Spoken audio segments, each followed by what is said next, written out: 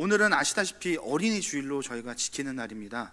특별하게 정하여 지키는 날이 있다는 것은 그 날이 그리고 그 날을 지키는 그 대상이 중요하다라는 것을 이야기하기도 하지만, 과거에는 어린아이들이 소외받는 존재였기 때문에 그들을 위한 날을 특별하게 제정해야만 했습니다. 기독교가 국가인 미국 같은 경우에는 1856년에 처음으로 6월 둘째 주에 어린이 주일을 정했다라고 합니다. 그리고 이들이 그때서야 비로소 관심을 가졌다고 합니다. 이 무렵 우리나라에서는 어린이에 대한 칭호조차 없을 정도로 어린아이들을 굉장히 낮은 존재로 보았습니다. 그리고 또 관심조차 없었습니다. 아시다시피 과거에는 영유아 시기 때 질병으로 그냥 죽어버리는 사람들이 많았었기 때문에, 그리고 호적 등록으로 인해서 호적 등록도 몇 년을 늦게 이렇게 등록하는 경우도 발생하게 되는 것이 많았다라고 알고 있습니다. 그렇기 때문에 자연스럽게 이 어린아이에 대한 관심이 아마도 사회적으로 덜 했을 거라고 생각을 합니다. 하지만 이러한 인식 변화에 절실함을 느낀 사람들이 하나 둘씩 생겨나기 시작합니다. 그리고 이들은 1922년에 색동회라는 조직을 결성하여서 어린이의 인격 보호와 그리고 바른 성장을 위해서 활동하였습니다. 우리가 잘 아는 소파 방종환 선생님이 거기에 일원으로 계십니다. 그리고 그것이 우리나라의 어린이 운동의 시초라고 할 수 있고, 1946년에는 기존의 5월 1일로 정하여서 어린이날을 지켰는데 오늘날과 같은 5월 5일 날로 어린이날이 변경되어서 지금까지 지키고 있다고 합니다.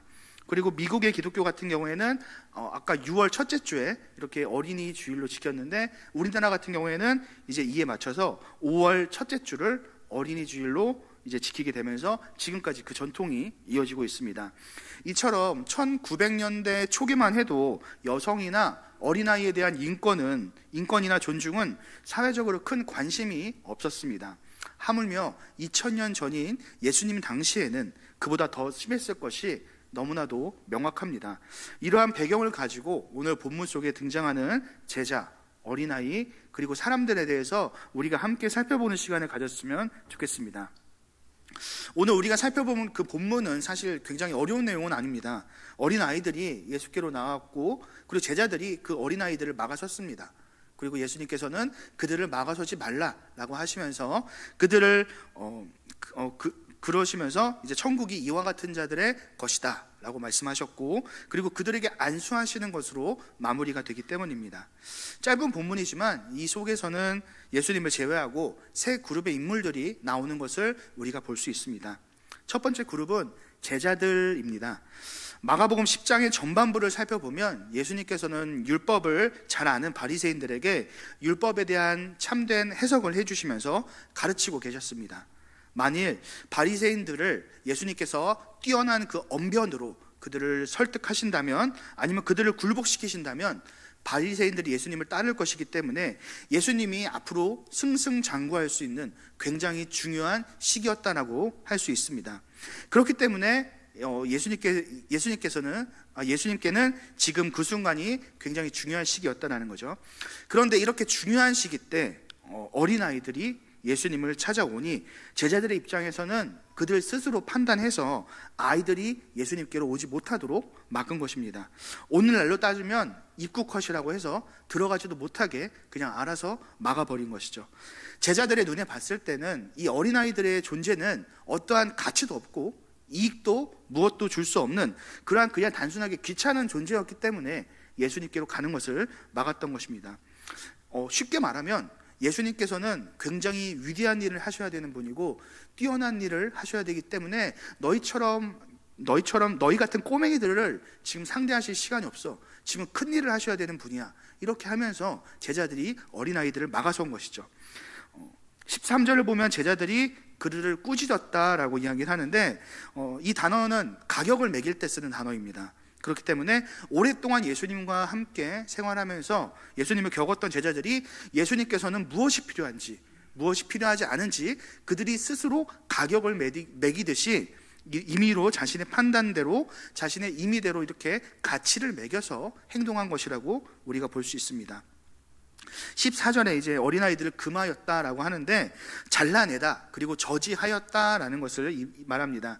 특히 사도행전과 바울 서신에서는 이 금하였다라는 단어가 하나님의 일을 하는 데 있어서 방해하는 것을 나타낼 때 사용됩니다.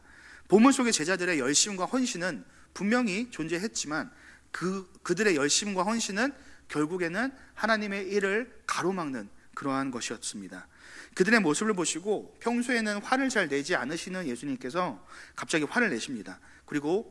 갑자기 화를 내십니다. 이 모습은 마치 바다가 격분한 상태, 바다에 이제 폭풍이 부는 그러한 상태라고 우리가 이해할 수 있고, 우리가 생각하는 것 이상으로 지금 제자들이 큰 잘못을 하고 있구나라는 것을 알 수 있습니다.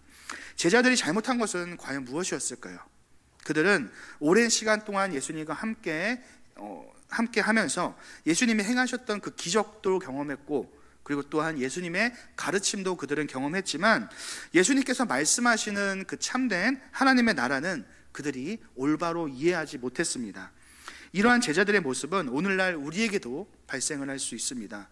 오랜 세월의 신앙생활이 우리의 신앙의 성숙을 보장해주지 않고, 그리고 때로는 우리가 교회 안에서 신앙생활을 하면서 경험한 그런 것들이 우리의 안에서 잘못된 사고를 또 만들어내는 경우도 발생하기 때문입니다.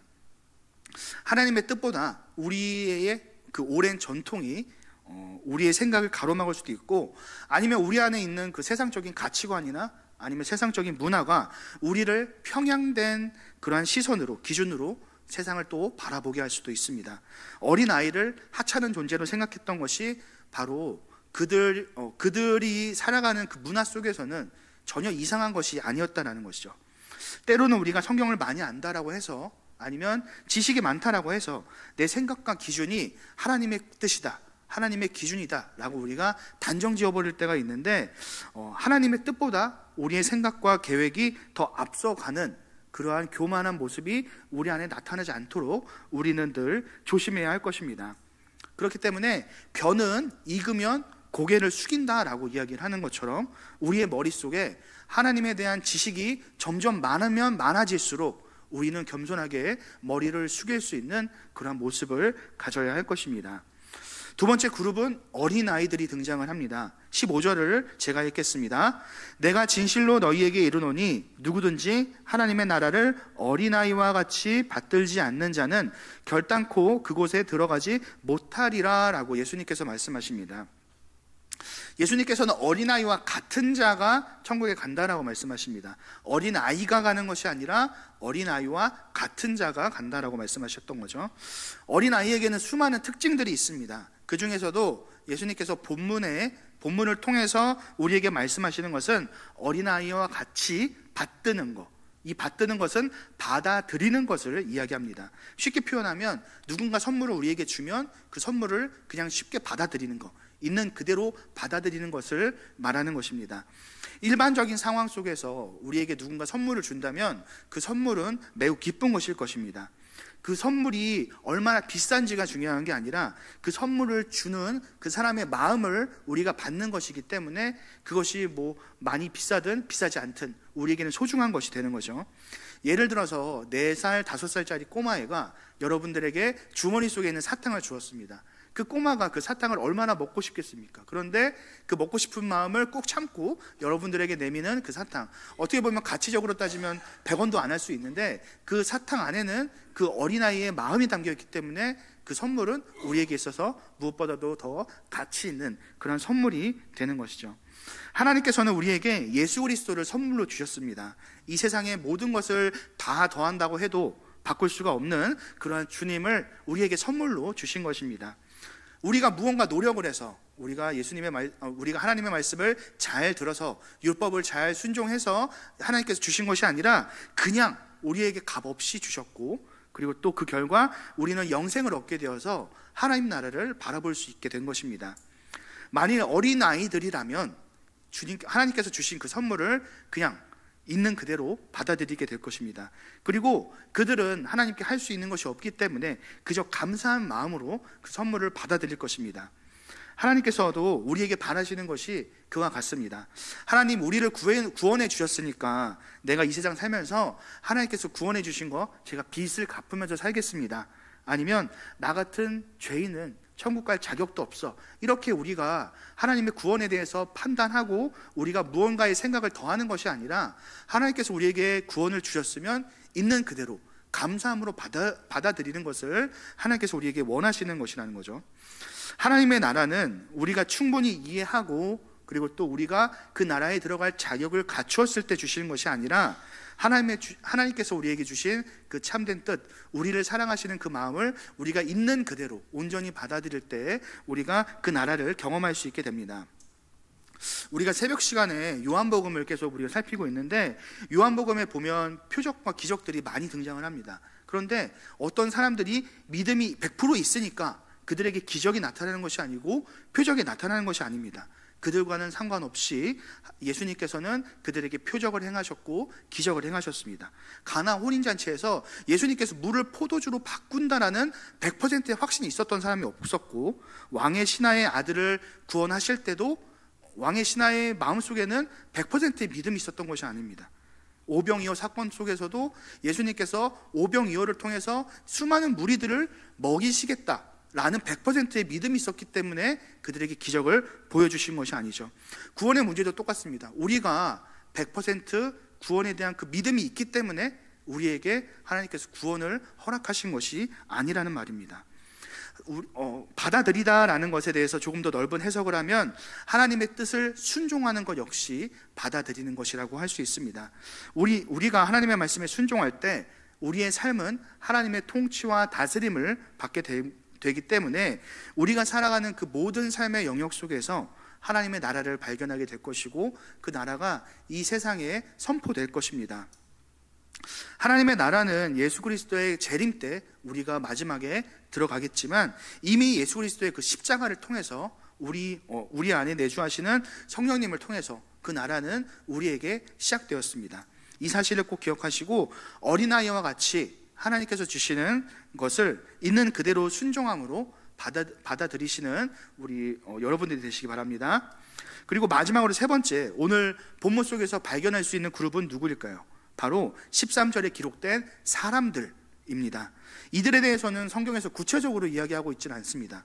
그런데 당시 배경 속에서 어린아이들을 예수님께로 데리고 나올 수 있는 사람들이 누구일까? 우리가 생각해 보면 아마도 그들의 부모님이지 않을까라는 생각을 하기가 부모님의 확률이 가장 큽니다.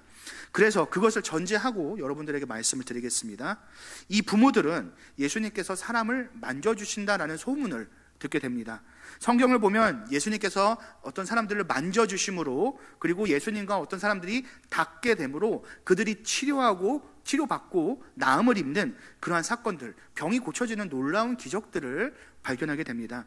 그렇기 때문에 그 아이들의 부모들은 자기 자녀를 예수님께로 데려온 것입니다. 혹시라도 내 자녀를 예수님께 데려가면 예수님께서 만져주시지 않을까 하는 그러한 생각이 있었기 때문이죠. 성경을 보면 아이들을 데려왔다라고 이야기하는데, 그 주어, 데려오다라는 주어가 부모입니다. 그 사람들이 주어가 되는 것이고, 목적어가 어린 아이들입니다. 그렇기 때문에 그 부모들이 주도적으로 이 아이들을 데리고 온 것이죠. 그렇다고 해서 가기 싫은 아이들을 데려온 것이 아니라, 그 아이들은 분명히 그 부모의 말에 순종하는 마음을 가지고 아마 함께 왔을 것입니다. 여기서 우리가 발견할 수 있는 모습이 있는데, 부모의 역할은 자기의 자녀들은 옳은 길로 인도하는 사람들이고, 예수 그리스도에게 함께 나아가는 사람이 바로 부모라는 것입니다. 물론 당시의 그 배경 속에서 우리가 알다시피 어린아이는 굉장히 하찮은 존재였기 때문에, 만약에 어린아이를 데리고 예수님 앞에 가게 되면 큰 반발이 있을 것이 너무나도 명확했습니다. 하지만 그럼에도 그들이 예수님께 나아간 까닭은 자신의 자녀들에게 예수님께서 조금이라도 은혜를 나눠주시기 바라는 그러한 마음이 있었기 때문이라고 생각합니다. 마태복음 15장 27절을 보면 여자가 이르되 주여 올소이다마는 개들도 제 주인의 상에서 떨어지는 부스러기를 먹나이다 라고 이렇게 여인이 자신을 개에 빗대어서 이렇게 표현하는 모습이 있죠. 자기 자녀가 행복할 수 있으면 어떠한 따가운 시선이나 눈총도 감내할 수 있는 것이 바로 부모의 마음이기 때문입니다. 하지만 이 부모는 자녀들을 예수님께로 데려왔기 때문에 굉장히 놀라운 일들을 경험하게 됩니다.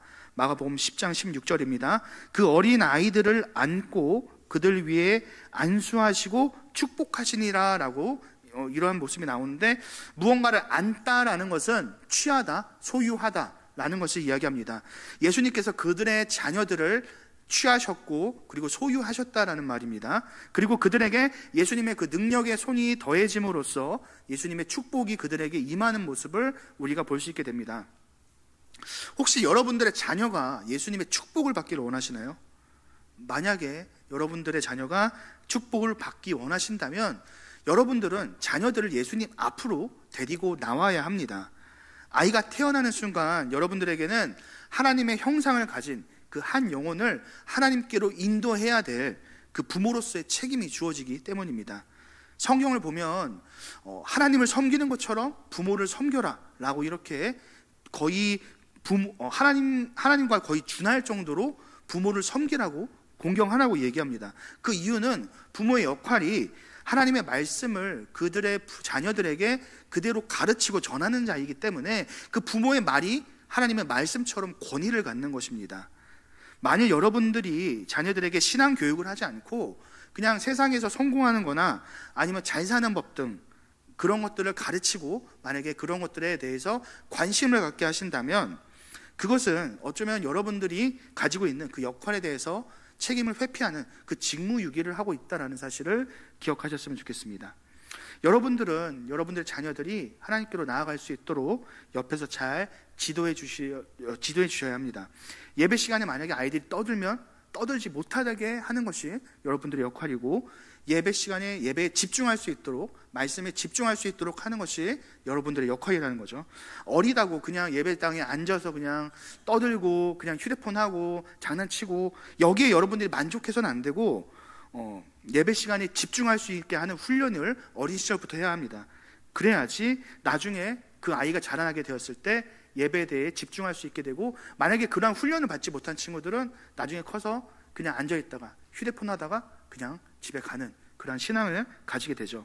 신방을 다니다 보면 믿음의 2세대, 3세대들이 신앙을 떠나가 있는 경우를 많이 발견하게 됩니다. 그들의 부모님이 말씀하시기로는 어린 시절에는 정말 이 아이가 신앙이 있었는데 점점 커가면서 갑자기 신앙이 변했고 교회를 떠나게 됐다, 이런 경우를 우리가 발견하게 됩니다. 그런데 우리가 알아야 되는 것은 교회를 잘 출석한다고 해서 그 아이의 신앙이 온전하다라는 것은 아니라는 사실입니다. 심지어 중고등학교 때는 임원을 하고 청년부 때는 회장을 했는데도 그 친구 안에 믿음이 없을 수가 있다는 것을 우리가 알아야 된다는 거죠.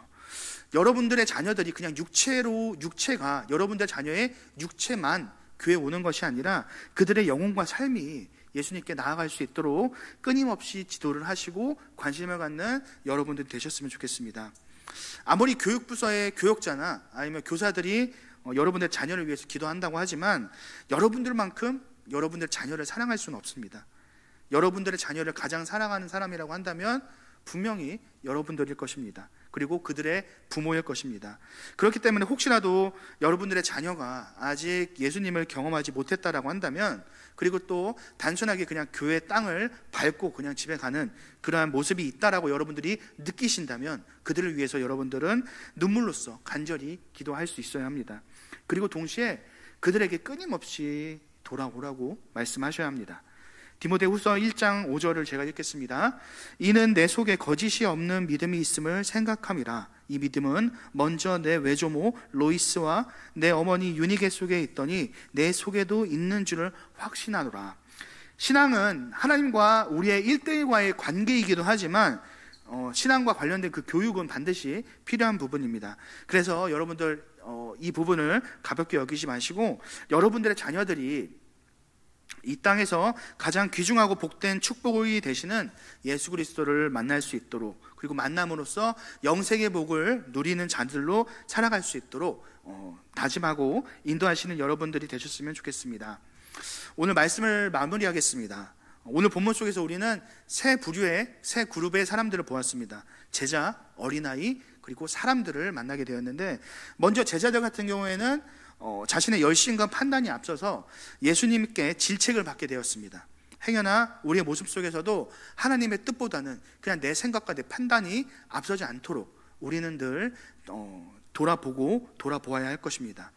그리고 예수님께서 말씀하셨던 그 어린아이와 같은 자는 그 있는 그대로를 받아들이고 하나님만을 의지하는 사람들이기 때문에 그 말씀을 의지하며 순종하는 사람들입니다. 어린아이가 아니라 어린아이와 같은 자들이 되어서 하나님 나라를 누리며 살아가는 우리가 되었으면 좋겠습니다. 그리고 우리가 마지막으로 살펴본 그 사람들에 대해서, 이것은 부모에 대한 모습이라고 말씀드렸었는데, 이들이 누구인지, 이들의 직업이 무엇인지 조차 성경에는 기록되어 있지 않습니다. 그 이유는 아마도 자녀를 가진 부모들이라면 모두가 같은 마음을 가졌기 때문에 아마 이들을 그냥 무명의 사람들로 아마 성경에서는 기록했던 것 같습니다. 예수님께서는 그들의 자녀들에게 단 한 번의 손길을 만져주시기를 바라는 그 심정으로 그들은 예수님 앞에 자녀들을 데리고 왔습니다. 그 모습이 어쩌면 예수님께서 말씀하셨던 그 어린아이와 같은 자, 있는 그대로를 받아보고 그리고 예수님을 통해 은혜를 얻기를 간절히 바라는 그 순수한 마음이 아마 그들에게 있지 않았을까 또 생각을 합니다. 부모가 자녀에게 줄 수 있는 가장 최고의 유산이라고 한다면 바로 신앙이라고 할 수 있습니다. 우리는 오직 예수 그리스도를 통해서만 온전한 회복과 참된 삶의 행복을 경험할 수 있기 때문에 다른 무엇보다도 자녀들에게 신앙 교육을 함에 있어서 우리는 더 많은 힘과 열심을 내어야 합니다. 가장 좋은 신앙 교육이라고 한다면 부모가 성경을 자녀들에게 가르치고 그리고 그 성경을 가르친 성경대로의 삶을, 일치되는 삶을 살아가는 것입니다. 오늘날 한국교회 안에 주일학교가 점점 줄어가고 있다고 합니다. 다양한 분명히 이유들이 존재한다라고 생각을 하지만 우리가 오늘 살펴본 그 본문에 빗대어서 우리가 살펴본다면 현재 어른 세대에 해당하는 우리들이 아이들을 예수님께로 혹시라도 데리고 나오지 않기 때문은 아닌가, 우리는 한번 돌아봐야 할 것입니다.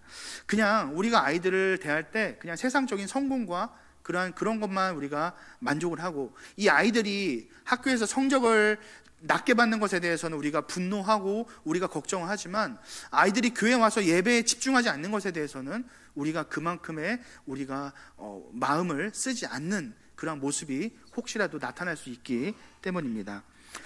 세상의 기준으로는 아이는 아이답게 키워야 되기 때문에 어린아이 시절에는 교회에서 뛰어다닐 수도 있어, 예배 시간에 돌아다닐 수도 있어, 그렇게 우리가 생각을 할 수 있는데 하나님의 기준으로 보면 그 아이나 어른이라 똑같은 하나님의 형상으로 창조된 사람이기 때문에 우리는 그 아이에게 맞는 그냥 그 아이의 나이에 맞는 수준을 기대하는 것이 아니라 하나님의 형상으로 지음받은 존재라는 것을 어린 시절부터 가르쳐야 된다는 것이죠.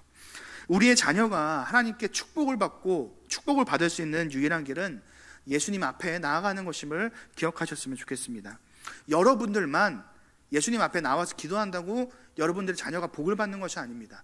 그들이 예수님 앞에 나아올 때 복을 받을 수 있다는 것을 기억하셔야 합니다. 이 사실을 기억하셔서 우리의 다음 세대는 하나님의 말씀 위에 바로 서고 그리고 그들의 영혼이 주 안에서 참된 행복을 경험할 수 있음을 그들에게 늘 가르치시고 그리고 늘 그들을 위해서 힘쓰심으로써 우리의 다음 세대가 올바른 길로 나아갈 수 있도록 그들을 인도하시고 교육하시는 우리 경상교회 온 성도님들이 되시기를 주님의 이름으로 축원합니다.